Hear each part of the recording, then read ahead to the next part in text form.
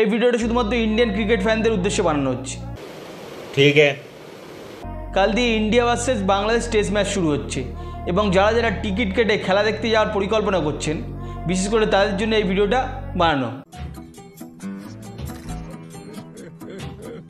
আপনারা যারা প্ল্যানিং করছেন একেবারে 5 দিনের টিকিট কেটে খেলা দেখবেন, তাদেরই উদ্দেশ্যে বলা হচ্ছে আপনারা প্লিজ দয়া করে 5 দিনের কেউ টিকিট কাটবেন না। আপনারা ম্যাক্সিমাম 3 থেকে 4 দিনের টিকিট কাটবেন, কারণ বিগত দিনের রেকর্ডস দেখলে বাংলাদেশ ম্যাক্সিমাম ম্যাচ ইন্ডিয়ার সাথে ইনিংসে হেরে যায়। আর ইনিংসে হারা মানে সেই ম্যাচটা ম্যাক্সিমাম 3 থেকে 4 দিন পর্যন্ত পৌঁছাবে। ম্যাক্সিমাম ডে 3 দিনে শেষ হয়ে যায়, বাট একটু ভালো খেলে 4 দিন পর্যন্ত পৌঁছায়। তো আপনারা বুদ্ধি করে টিকিট কাটুন, 3 থেকে 4 দিনের টিকিট কাটুন, তাহলে আপনাদের একদিনের টাকাটা বেঁচে যাবে।